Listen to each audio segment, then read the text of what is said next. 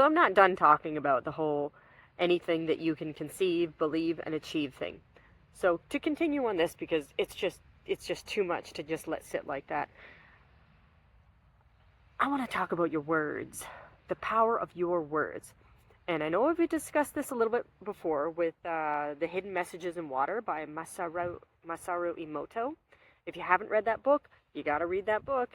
It shows everything laid out with the water crystals, the pictures, the music, the words, the thought, the prayer, the intention, everything projected towards water that was then frozen and crystallized with those vibrations being sent to it and producing the most beautiful snowflake patterns and flower patterns and all these things that just look amazing, and they're just so powerful. And it sometimes there's even like little pictures in there, like I think I saw a face in one of them. It's incredible. But anyway, back onto that topic. Since we are water, and your words are the first step in changing your life and your body. So one thing I've noticed with working with a lot of people that are dealing with chronic pain and chronic illness and mental illness is that they keep saying the same things over and over, and they keep saying what is happening. So their words are a response to something that they feel. Their words are always a response, just like saying, well, this is how I feel. This is how I am. This is reality. This is what's happening. I'm just relaying what's happening. I'm like, okay, communication is important so that other people can know what's going on. But let's think about that for a minute.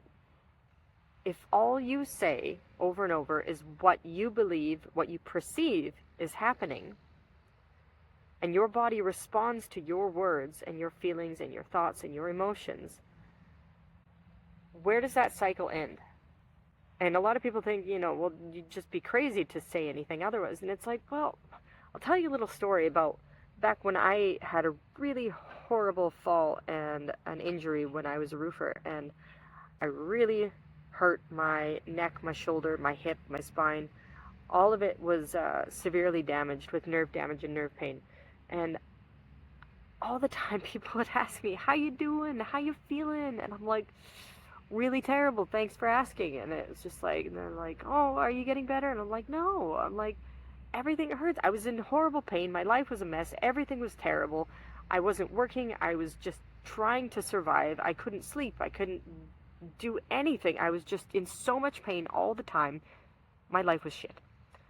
And anytime people talked to me, they would ask me questions about me, but everything about me was terrible. So I kept saying all these terrible things over and over and over. And I got so sick of hearing those words.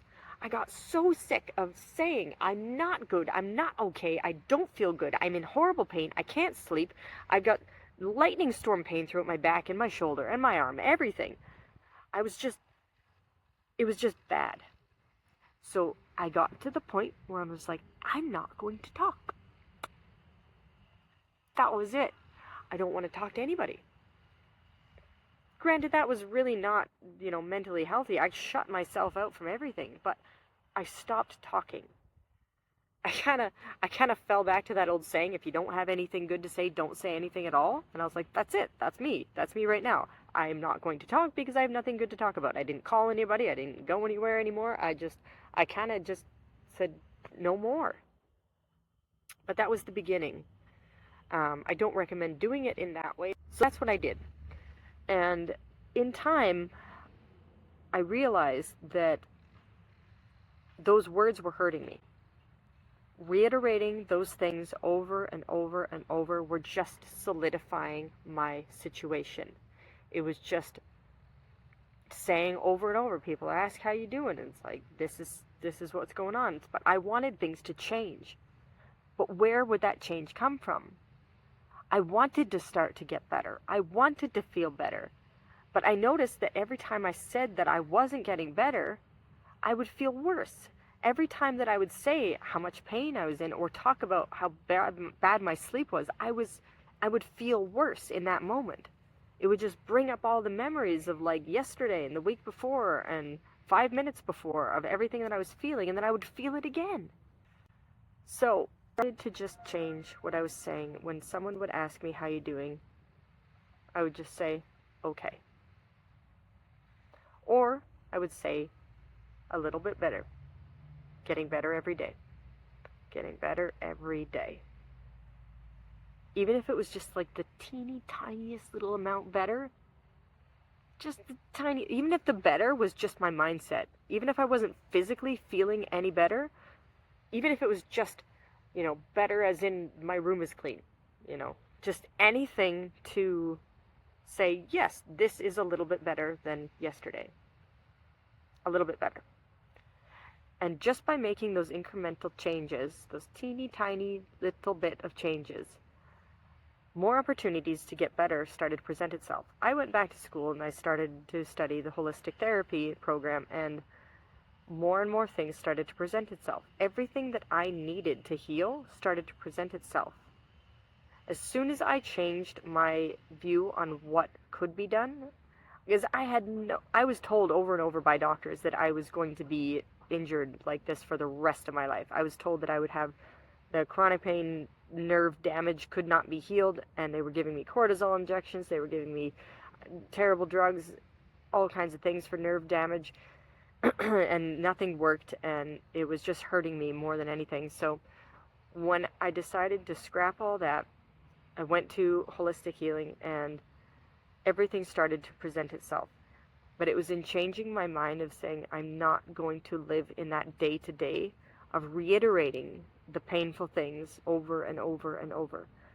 And I didn't know then at all how much power my words were holding and what they were actually projecting onto my life, but I'm glad that I made that change, because it spiraled into like this whole domino effect of situations and things presenting itself, and my body started to respond to it.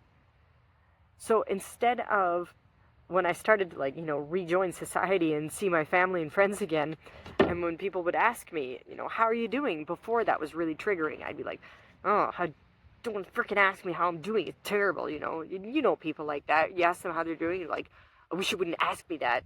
Why do you even bother asking me that? Don't you know? I'm terrible. I'm always in pain. Things are terrible. And you're like, okay, sorry. So, when I went back to rejoin society, my family and friends, and I started to have people ask me, hey, how's your shoulder doing? Like, how's your back pain? How's everything going? And I would actually be able to tell them, oh, better. It's getting better. Even if when it wasn't 100% better, it was getting better. And every time I had the opportunity to say that, that felt good. Because then it would trigger in my memory little tiny moments of things getting better. And I would think about those moments of something being better than it was. Instead of thinking about all the times that things were bad, I would purposefully and intentionally think of all the times that things did get better. Even if it was like a, 3 steps forward, 2 steps back kind of thing, even if it was doing that, I would still mentally, emotionally latch on to those moments where things were better. So instead of being triggered by people asking you how you are and having you think about all the terrible things that you were or are, whatever, latch on to all the positive things that have happened, all the moments of improvement, because they are there. You're just choosing not to see them. So try doing that. This is an exercise of mental and emotional strength, and everyone has the power to do this because they are your words. And even if you can't control your very first thought, like when somebody says something, the first thought that pops into your head, you can control the second one, and you can control the words that you choose to bring forth after that. So every time you find yourself triggered, thinking about, past pain, past trauma, past injuries, what you're dealing with now, decide to latch on to the moments where you are feeling better, things are getting better,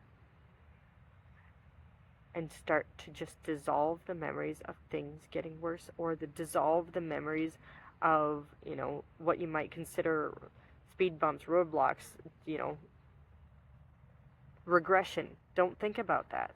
Don't talk about that. Your words hold power. Your body on a molecular cellular level responds to your words, your emotions, and your thoughts. So if you are determined to remain ill, you can with your words. You can tell people how sick you are. You can tell people how ill you are. You can tell people how much pain you're in. And you can tell them every single day, every time you talk to them, till the cows come home. And you will stay that way for the rest of your life. Enjoy. But if you are done with that life, and you want to let that part of you die, and rebuild your body with new cells of your choice of how they look, you can do that with your words. You can completely rebuild your body using proper nutrition, which doesn't have to be hard. It doesn't have to be gross. It can be delicious. It can be wonderful. I've got the best recipes.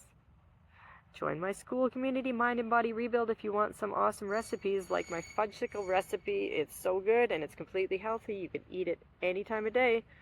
Getting off track, but that doesn't really matter. I need to get more cocoa so I can make more fudgesicles because I think they're the best.